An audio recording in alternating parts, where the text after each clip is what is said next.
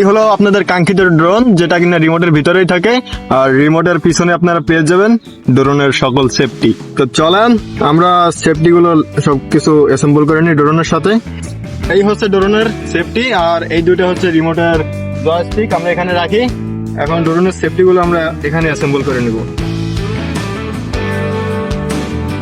Assemble করে complete. এখন এটা আমরা উড়াবো, তার আগে হচ্ছে জয়স্টিকে এই দুইটা লাগাই নেব।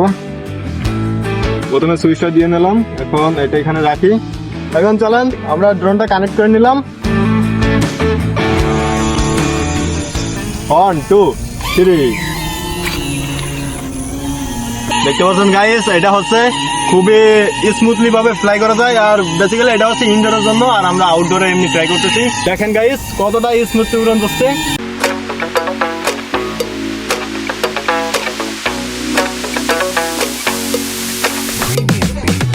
দেখলেন খুবই স্মুথলি আমরা উড়লাম। এটা যদি আপনারা কিনতে চান তাহলে এখনই আমাদেরকে ইনভেস্ট করুন। ধন্যবাদ।